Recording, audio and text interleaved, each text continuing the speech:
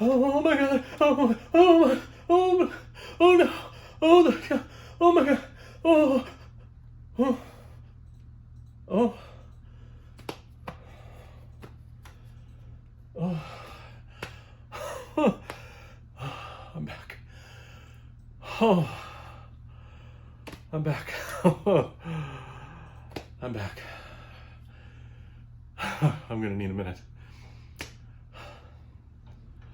Oh, phew. Well, that was exciting. I am glad to be back. Glad my family is back as well. Glad to have them back.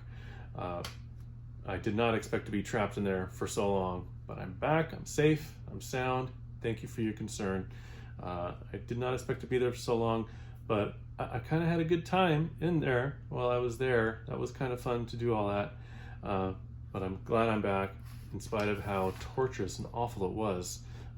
Much like the Richard Laymon book I was stuck in, The Woods Are Dark, which is a terrible, terrible, yet very entertaining novel.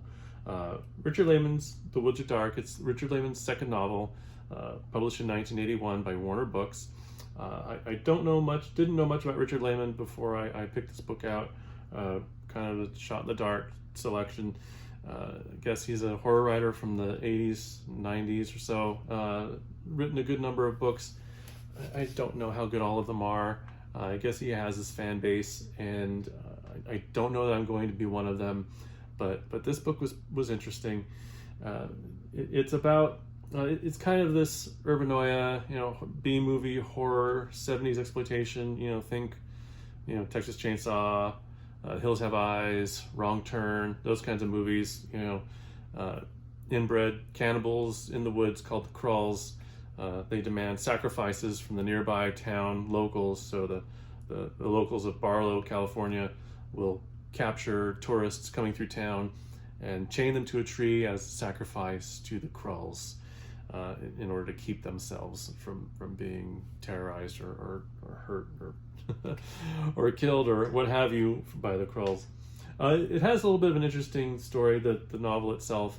Like I said, Richard Laymon's second novel, published by Warner Books. When he submitted it to them, they demanded a good number of rewrites, including a pretty extensive removal or rewrite or complete removal maybe of one of the major characters who I portrayed, the last one I portrayed, Lander Dills. And I can kind of see why they might have wanted that character cut. It's a pretty ridiculous character. He goes through a fairly unconvincing, for me anyway, transformation from a self-described pacifist to a complete and total madman who will perform unthinkable actions later on in the book. So I can see why they might have wanted to get rid of that.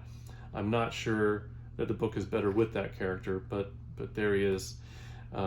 So Laymon did his rewrites that they requested, submitted the novel back to them, and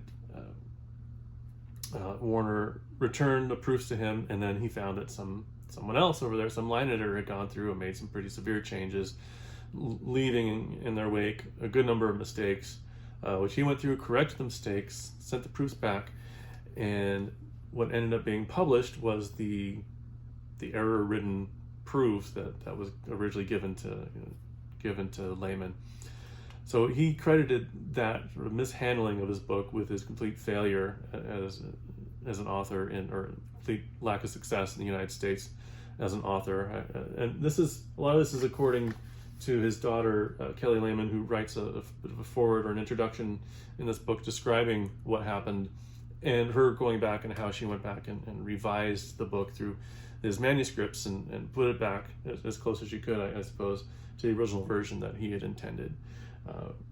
And he also didn't much care for the cover that they published.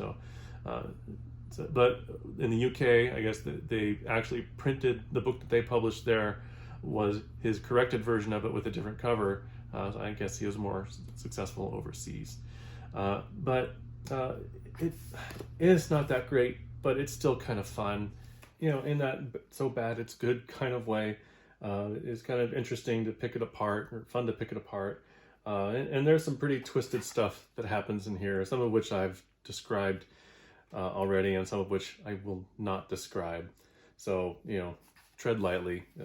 You probably know who you are, and if you'll want to read this kind of thing. But you know, it's I don't know, I guess I had a good time. Again, I didn't think that I would devote so much time to this book, but here we are, and I'm kind of glad I did. Oh, hi! Look, it's Neela O'Hare, right from the pages of Richard Laymon's novel, The Woods Are Dark. Hi, Neela! Well, hello, Justin. You can tell that it's a character from Richard Laymon's novel because she's poorly drawn and cut out of paper. Hey, you're not so hot yourself, buddy. I'm sorry, Neela. Say, while you're here, I do have a question for you.